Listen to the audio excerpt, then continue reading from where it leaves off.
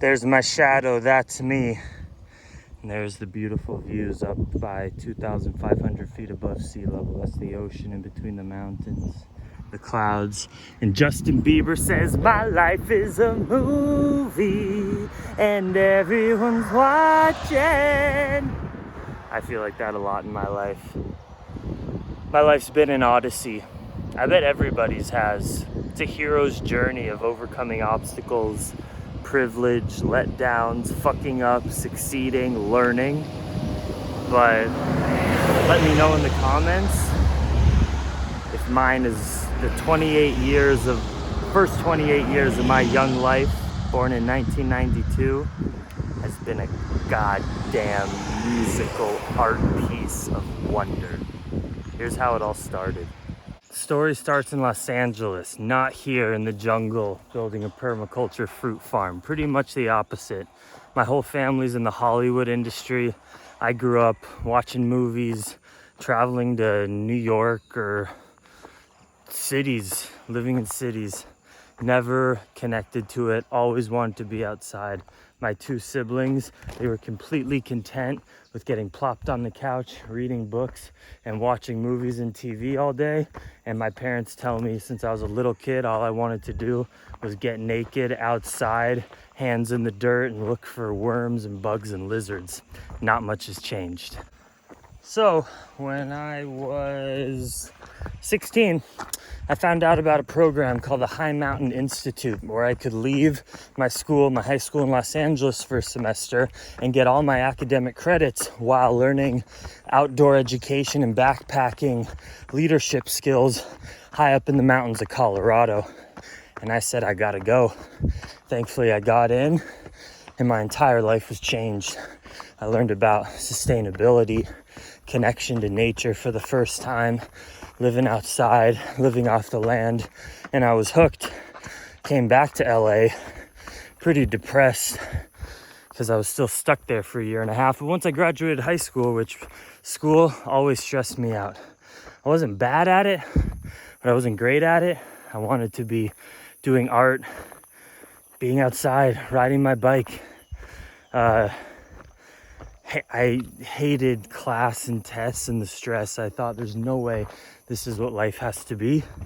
I was always grateful for the education and opportunities I had, but I knew it wasn't my path from a young age to go to school, get a job, sit in an office, blah, blah, blah, have a boss. It literally always felt toxic to me. And some of that is probably my white privilege, right? My parents gave me so many opportunities, gave me confidence. So I was like, all right, I'm gonna live the best fucking life. I'm not gonna settle for what's safe or what's normal if it doesn't resonate with me. Then I took a gap year, and that's when it really all changed. I biked across America. I had no experience traveling in that way. I didn't have much experience biking, and it was so mind expanding because I was living in rural America, just knocking on people's doors in order to get shelter and camping on people's lawns and staying at fire stations and meeting conservative people and farmers and coming from LA. It was like Disneyland to me. That was step one. Then I went to Asia, did my first stint ever of international backpacker style travel, and I just met kind people, savages, you know, people who've been traveling for years with a backpack from Israel, just getting stoned and high. Well, that's the same thing, and drinking. And so I learned about that culture. I went and volunteered on an orangutan orphanage, and I also was an apprentice for a ceramic potter. I solo backpacked the John Muir Trail, 225 miles in the Sierras. And that's when I knew on my gap year that I had to live an alternative, adventurous lifestyle. But my parents, who were so supportive of me, they said I had to go to college. So then I went to college for 4 years, kind of biting my lip the whole time, being like, I'm gonna get through this, but I'd rather be traveling and like pursuing my passions. Another big plus about college was that I learned to be a leader and an organizer. started a vegan club, got some grant money from my school, had to organize students together to care about animal rights and sustainability and nutrition. And I learned about putting yourself out there. As I said, got grant money, which took work and risk that it would work out. So what I did was start a speaking series where I brought some vegan influencers that I wanted to meet in my life. So I used the position I was in to get those people to come to my school and do lectures that allowed me to inspire the community, but also get connected with people for my own selfish reasons. And that's what got me to start the podcast. And I started podcasting, started my YouTube channel, and I learned that while I was in college, I was in a situation, which again, story of my life, I was privileged to be there, but I still didn't want to. And so I made it work for me. And that's when I realized that in life, you always have to take the situation you find yourself in, whether good or bad, ask yourself if that's where you want to be, and then move forward with intensity on making it work for you so that it's moving forward towards your best life. Very important lesson I learned. So graduated college, moved to Berkeley because I had a girlfriend there at the time, and it was like really good for animal rights. Had a great time there, got a job at a ceramic studio, got into trail running, but ultimately I realized I wanted to go back to living that lifestyle where I was just like a sponge soaking up life lessons. And that's when I got pretty much on the bicycle. Maggie.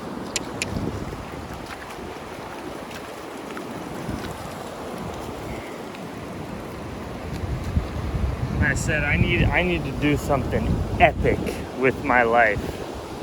And you can go watch all this stuff is on my YouTube channel. And I wanted to get out of my comfort zone. I wanted to start a grand mission, an odyssey, because my life's always been an odyssey. And so I got on my bicycle, took it to Anchorage, Alaska, which I knew nothing about. And you guys know, you can watch those videos. I rode my bike to Los Angeles in the snow and in the cold. It was brutal. It was intense. It was difficult. I'd be in the middle of the Alaska highway after biking 60 miles alone with no gas stations or stores or anything in the middle of September and October. And I'd find some beaten up trailer on the side of a river, knock on it as the sun's going down, expecting to go pitch a tent in the woods where there were bears. Literally, I'd see them, and wild bison. But I'd knock on the door of a broken down trailer, and there were the First Nations people or sketchy ass white people smoking crack. And I'd ask them if I could sleep in there for the night, and we'd talk. And here's this LA boy who grew up in private schools, college educated, now learning about life from frickin' crackheads living down by the river in fucking Yukon or British Columbia, Canada. I mean, you cannot beat these experiences, and I swear I am the person I am today, motivated to work hard, to have a good life, to be sustainable, and to appreciate shelter and comfort in relationships.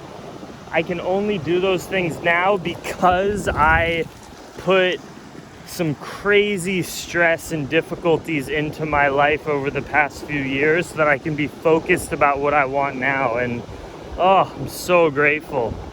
And then I got Maggie. She taught me responsibility. She taught me the importance of sharing your life with someone that you love. She's eaten rotten food on the side of the road or whatever when we were traveling and gotten sick, and that taught me about how scary it is also to build a family and take on responsibilities. You're gonna get heartbroken. It's a part of life. And then long story short, after 2 years of traveling like a total savage, smoking weed, sleeping on the side of the road, sleeping in the forest, drinking beers, being all alone, having no responsibility other than to ride my bike through Central America, Nicaragua, Honduras, Guatemala, Mexico, Went through all those places with Maggie until I got here to Costa Rica.